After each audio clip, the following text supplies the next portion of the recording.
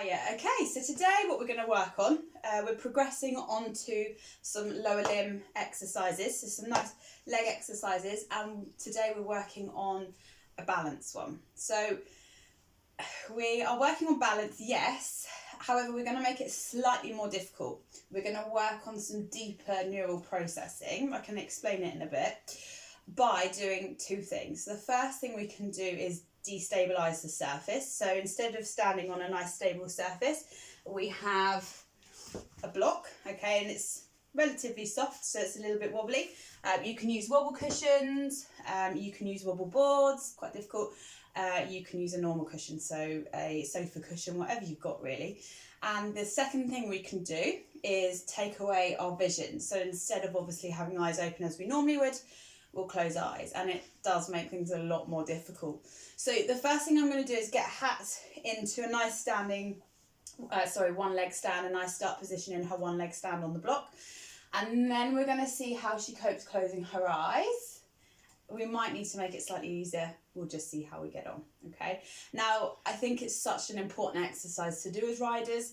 As I say, we're working on the deep neural processing. So basically, in every joint that we've got in our body, we've got these things called receptors. And what they do is tell our brain where our joint is positioned in space. So for example, if I'm walking across a rutty field and I hit a rut and my ankle starts to roll over, those receptors will transfer information to my brain via the nerves, okay? The brain will process that, and then it will send information to the correct muscles, which will stabilise my joint and stop me rolling the ankle. Or I'm riding a horse, my horse spooks, and my body's able to react to that. I've not been able to anticipate it, but my body is able to react to that and get the right muscles working to then keep me on board and to stabilise me on the horse. So this is a really, really good one for us as riders. So Hat, let's just start by coming up onto the block. So just into a one leg stand, you choose which leg you want to do.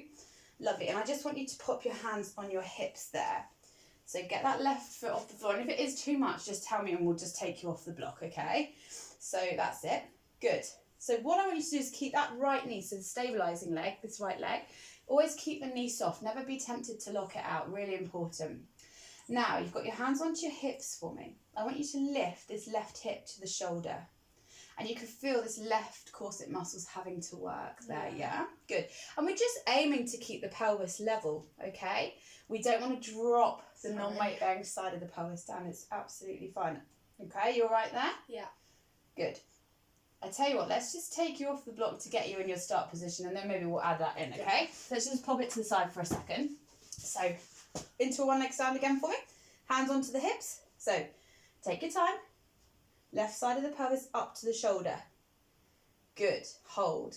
Corset muscles working, and you're going to start to feel this into the right bottom muscle. Yeah. Okay, so that glute, that's really important for side-to-side pelvic stability. Mm-hmm. Now tuck the tailbone, and that's going to get that bottom muscle working even more. Good. And always keep hip bones facing forwards. Imagine you've got two beams of light on the front of the hip. Keep them facing forwards, okay? And that's going to be your start position there. So you've got the left corset, good go. Tuck the tailbone. Bottom muscles, you're going to obviously be using these lower tummy muscles, and we're keeping the hips forwards. Okay, so that's our start position. Now let's bring the block in and just see if we can manage it on the block. So take your time. I'll tell you what, have your hands out so you've got a little bit of balance there, okay? So just take your time. Left side of the pelvis up, tuck the tailbone. Small and slow movements, otherwise you'll push yourself off. Remember to breathe. Well done. Good. Now let's make it really difficult, okay? So we've destabilised the surface. Obviously it's a lot more difficult, isn't it, on the block? Why don't we try closing our eyes? Oh no. Let's give it a go, okay? So just take your time. Get yourself in the start position. Hands out for balance. And close your eyes. And it is really tricky. Yeah. So let's come off the block again. Get yourself into your one leg stand. Soft right knee. Left side of the pelvis up to the shoulder. Sorry. It's all right, just take your time. Good. Once you feel stable, close your eyes. Good. And if you need to, just tap the toe down. Inhale, exhale, and then back up. Well done. Good job. Awesome. Okay, and open your eyes. Lovely. Okay, so that is a difficult exercise. Do you mind just coming over to that side?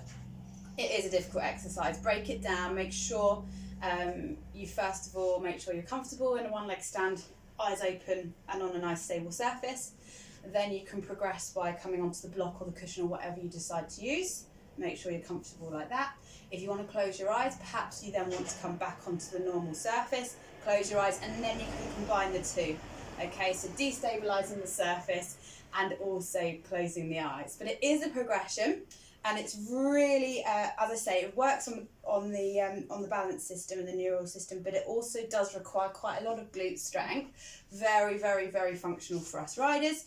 But have fun with it. It's a great one to do. You can also try and incorporate it into your daily life. I always say maybe when you're brushing your teeth, stand on one leg. Although I do have a couple of clients who are dentists and they don't really like that idea because they say you should be focusing on brushing your teeth. But you can make a cup of tea and stand on one leg.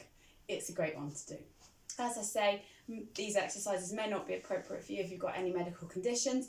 And if you're not sure about those, just send me over a message via the Chaps Physio Facebook page or the Instagram page, and I can answer any questions you have. But if you do want to give it a go, this is a good fun one to do.